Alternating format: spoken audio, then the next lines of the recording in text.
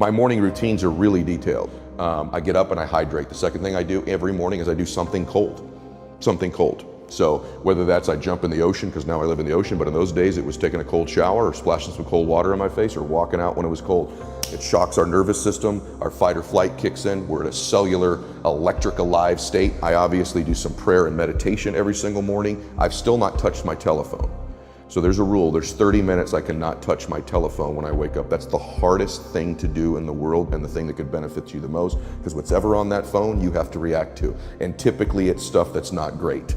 And so I don't touch that. I do my meditation and my prayer, and I do some stretching, I do some breathing exercises, and then at that point I allow myself to enter the world after I've got my state controlled. And I work out every morning, except for Sundays. I work out every morning. So why? Well, I think everything in our lives starts with our body. If you're a person of faith, you believe that's where your soul is housed, right? And so it's you do emotions. You don't just feel them, you do them. In other words, and you know this from the things you've learned in your life, but like joy is an actual action, not just an emotion. We feel a certain joy, there's a certain breathing, a certain movement in our body. Depression and sadness is something we do. We're more hunched over.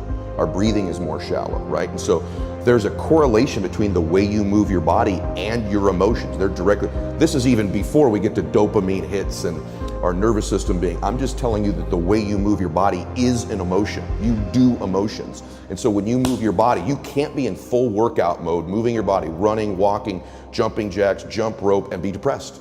They don't go together simultaneously because your body doesn't get the connection. I'm moving like I'm joyful. I'm moving like I'm having sex. I'm moving like I'm happy. These are all joyful states. You can't be depressed simultaneously. So the quickest way to change our behavior, our emotions, and our state is with our body. If we really go back and we look at it, I had a couple good things happen for me, or to me. One was, at that time, my wife did get frank with me. This is not who you are. This is not what you're about. I don't recognize this person. This is who you are. And I had another person, to my benefit, pointing out to me the things that were great about me. Now this is gonna sound hokey, but I'm gonna give you the big one. And this is why life gives you these great tests. I had a really good friend of mine, I went to lunch and he said, I don't know who this guy is here in front of me. And he goes, let me ask you a question, honestly. Right now, what are you grateful for? And at the lunch I said, jack shit. Nothing, brother. There's nothing good in my life right now. And I'm not exaggerating this to you when I tell you this, and this is a factual story. As I'm mouthing these words, two people walked in with an older man. Both of them clearly were fighting cancer somehow. Both had lost their hair. One of the ladies had a bonnet on, and they were barely moving in. Both walked by our table and gave me the most warm greeting, the warmest smile as a stranger. And he goes, that's pretty freaking pathetic. You can't find anything in your life to be grateful for right now. And on the drive home, I'm not kidding you, I started to stack gratitude. I started to take inventory. Because if you can find things to be grateful for in that space, man, is your life gonna be rich when there really are external things to be grateful for. So my first mechanism out of that space was honestly to stack the things I was grateful for, and I started reinforcing it over and over and over again. And what happens is there's this reticular activating system in our brains, right? And all of a sudden, because that's the messaging I was giving myself, all of a sudden, all these things start to come into my awareness that I'm grateful for. I start to magnetize to myself some people that I needed to find into my life, and that was the next layer. I started to see things to be grateful for. My health, my fitness, people who loved me. And what it did, it changed my state. When I stacked gratitude, I changed what I did in the morning, and I changed what I did in the evening. And so somehow by grabbing control of my morning and by grabbing control of my evening, I got some measure of control over the middle of my day.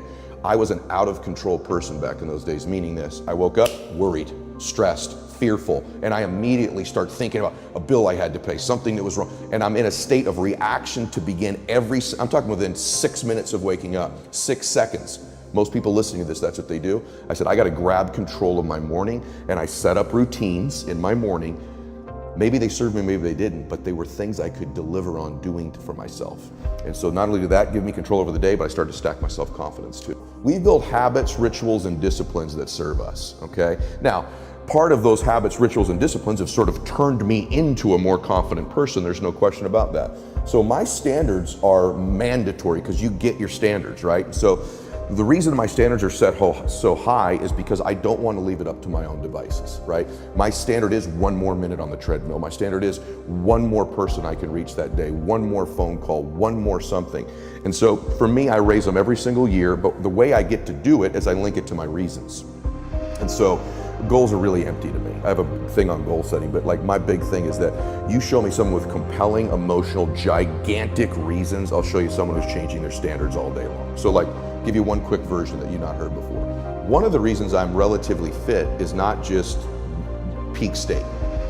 I have an uncle in my family that died at 50 years old of a heart attack. He's my godfather, my dad's only brother. I kind of resemble him, and I look like him a lot. So on the way back from his funeral, my reticular activator's on heart attacks. On the TV screen on the airplane, I'm listening to music, is the Oprah Winfrey show. She's going through a new heart scan. I've unplugged my headphones, plugged into the airplane one. They're talking about this new scan at Cedars-Sinai that at that time was new. It could read the plaques in your arteries, the calcifications, without going, really invasively. I scheduled it. I went in.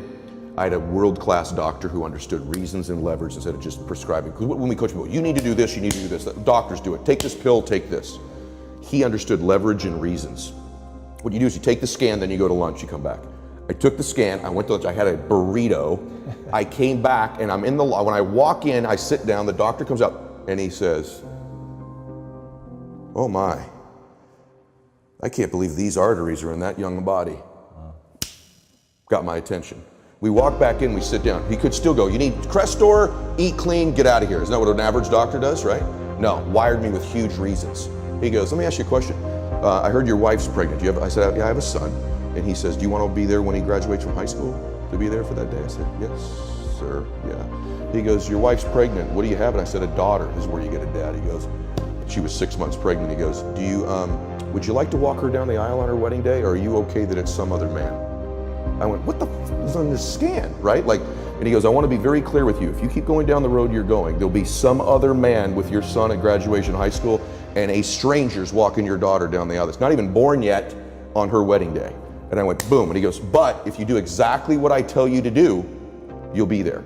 And so to this day, brother, there are mornings when I wake up, not every morning, I don't want to go to the gym. I go, "Bella's wedding, Bella's wedding, Bella's wedding." So my standards are high because of my big old reasons. Other dudes may miss the gym that day because they're not going to miss their daughter's wedding if they don't go. But I've convinced myself, I get emotional. I've convinced myself I'll miss my daughter's wedding. So I will get my ass out of bed at 4 o'clock in the morning and I will get to that gym because my reasons are bigger, so my standards are higher.